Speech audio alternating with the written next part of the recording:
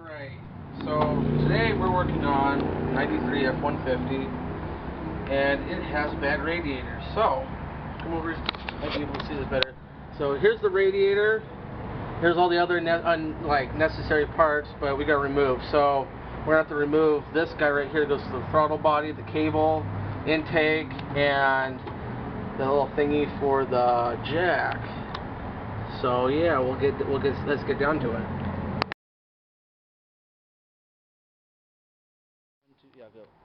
Okay, so here's some of the tools. Actually, most of the tools actually.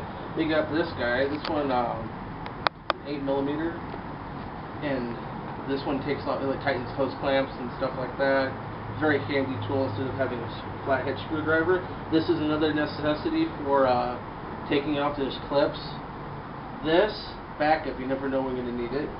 This is for taking off the air intake. What are the names? Oh, I don't know what this one is exactly. This is a standard screwdriver, Phillips. This is a needle nose pair of pliers. I'm not sure what this one is, but this is really cool. I like this tool. It's got a little socket end on it, so that way you can have like those 1/8 or 1/4 drives. So very handy. Then you got your standard ratchet, which takes a 3/8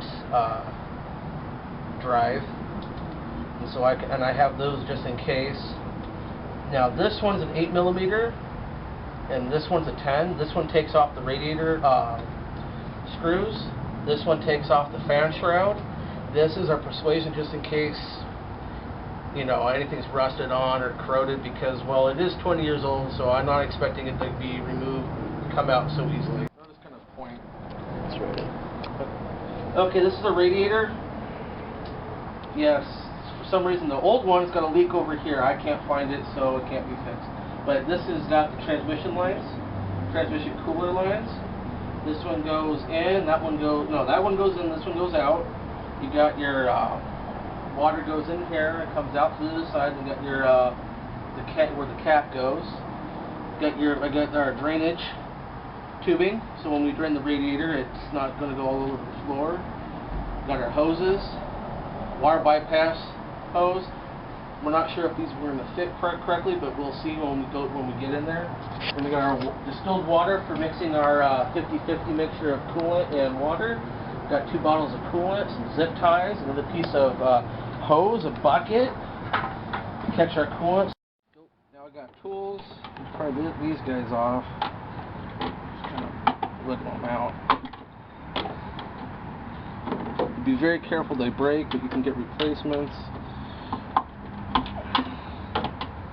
Take these guys out. You just bend this guy over here.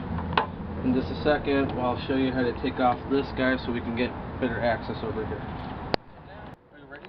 Yeah. Okay, now we're going to take off our air intake that goes into the intake, the throttle body. So we got these hose clamps. Certain models, they vary, but this is like in between here, so you just kind of pull off once they're loosened. And then go down over here to your air box. Pull off the same. Right here. And over here. So you take off 2? Yeah, there's 2 of them. Some of them have 1, but this one is built like all the older ones. So Ready. Okay.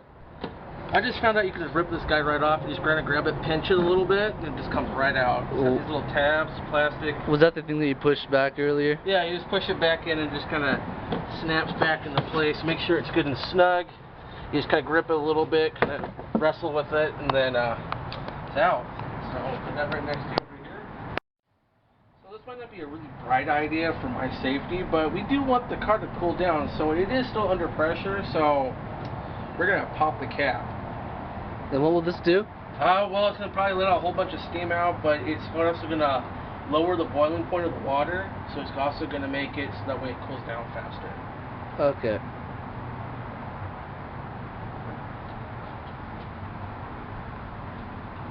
If you do that, it's going to go flying up. Well, there's also a leak, so there's probably no pressure. What are you doing?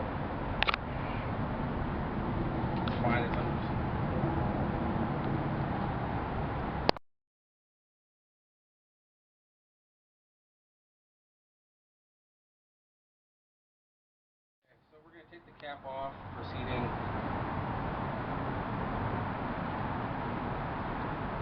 You slowly letting it open because there's pressure in it still from it being on. Yeah, we're just... Or there's no pressure because the leak's really bad. AKA, no pressure. There we are. Now, good thing it didn't turn into a giant geyser. Alright. Yeah. Go. Okay, so I got some 1/4 inch tubing, vinyl tubing. Now we're gonna go down here to the drain. Down here. I gotta send this all the way down to the ground before we go. It's right here. There's a little valve. There's a little stem that goes out. We're gonna connect our tubing to that little opening so we don't have it on the ground and all the environmentalists and little birds don't die for drinking this. Hippies? Oh yeah, we could do that too. Tree huggers? Heck, every animal known to man would love this stuff.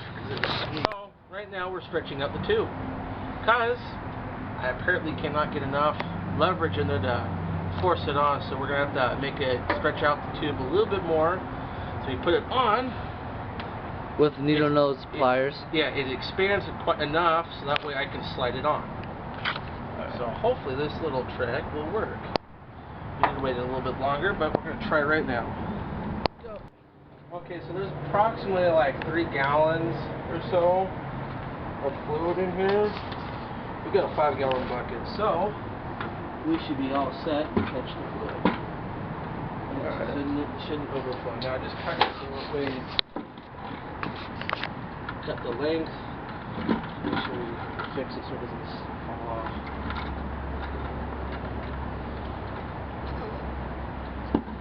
Alright, so I'm going to twist that valve down there.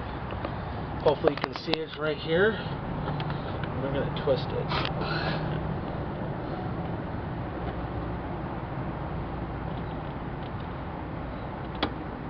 Now, I'm not going to be surprised if it doesn't float any liquid out. Let me... Oops, I think I hit the button to... Okay, no. Won't be surprised if it's... There it goes. Now, at least... That's what it looks like.